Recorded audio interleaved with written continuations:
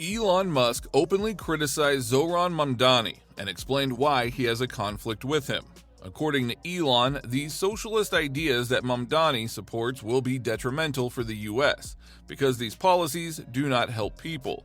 He said if these policies that these politicians support will be established, it would cause a major decline in living standards, because he believes that Mamdani sells nice words but hides bad results. So, let's explain everything. So, a few days ago on X, Elon Musk criticized Mamdani's behavior.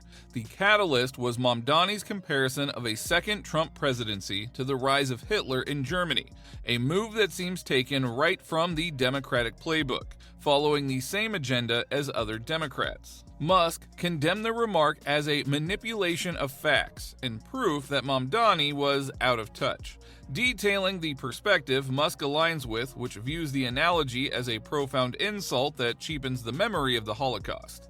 Now, this view holds that Hitler's regime was uniquely evil, responsible for industrialized genocide and world war, and that comparing any modern politician to him is intellectually bankrupt hyperbole designed to shut down debate rather than engage in it.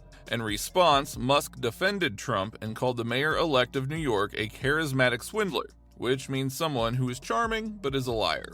Musk said, you gotta hand it to him, like he can light up a stage, but he has just been a charismatic swindler his entire life. Also, Musk took a jab at Mamdani's image through sarcasm.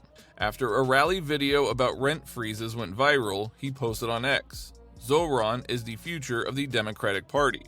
Though it sounded complimentary, the tone was clearly mocking, and it quickly set off a wave of reactions. British journalist Mehdi Hassan fired back with a meme, turning Musk's comment into an even bigger online moment.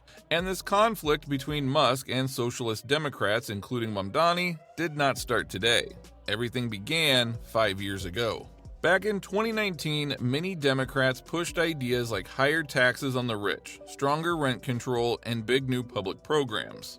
Especially Mamdani, who supported policies like higher taxes, the Green New Deal, and stricter corporate rules, which conflicted with Musk's libertarian views and his support for innovation and entrepreneurship. According to Elon, these plans punish success and slow down innovation. He is more libertarian, which means that he believes people should have more freedom to create, build, and keep what they earn. So the clash was clear from the start. Democratic socialists wanted more control to help people.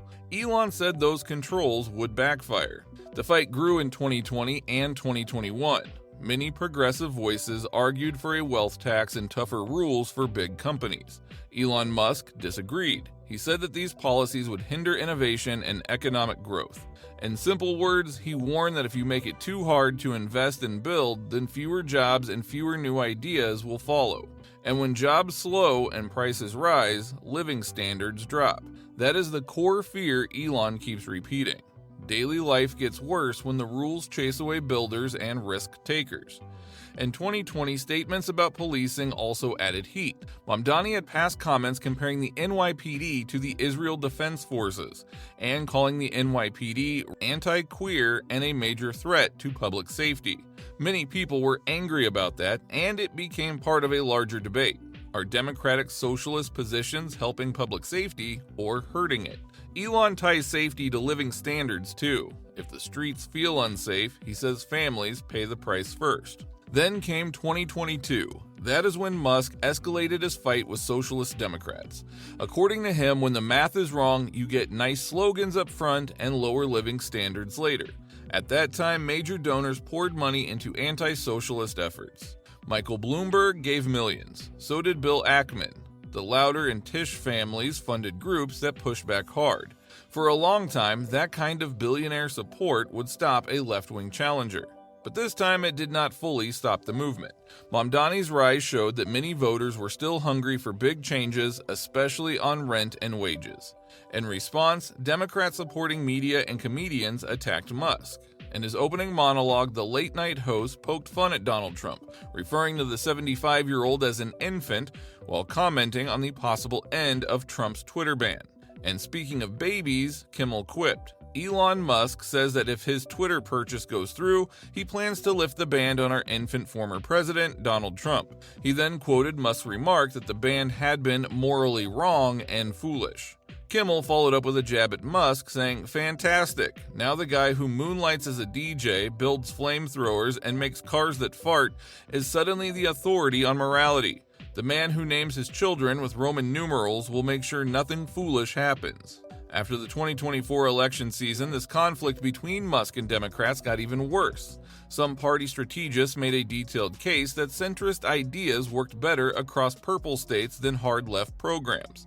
One memo said a moderate model flipped a governorship, while a socialist model limped across the finish line. Supporters of Mamdani answered that this was the old playbook and that people want help now on rent, transit, and wages.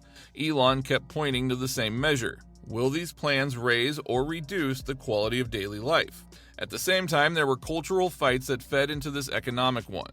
Polls showed many college students felt friendly toward socialism, which worried Musk. Writers said the ruling elite fears genuine socialism taking root. Elon answered that labels matter less than outcomes. He believes the outcome of these policies is worse service, higher taxes, and fewer jobs. He kept using one sentence: if living standards fall, the policy fails. Mamdani himself has said that he calls himself a democratic socialist in the spirit of Dr. King's line, "Call it democracy or call it democratic socialism." He says the goal is fairness and dignity. He ran with a smile and a nice guy style, promising to make the city more affordable. Critics replied that this nice guy demeanor covers divisive and demagogic statements, and that affordability promises require math that must work year after year. Elon stands with the math crowd here. If the budget breaks, he says the people suffer first. Supporters of Mamdani also push back on the communist label. They argue that to consistently criticize him for communist-adjacent views is incorrect and fear-mongering. They say that democratic socialism means more public programs like in parts of Western Europe, not the repression you see in places like North Korea or the old USSR.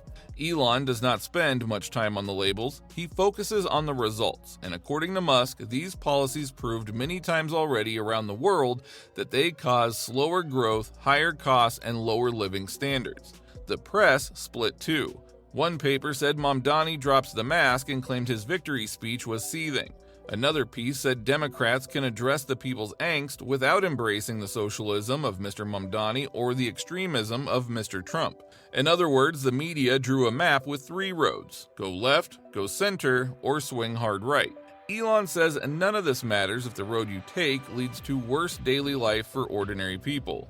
So let's connect the dots to money again, because that is where most families feel it.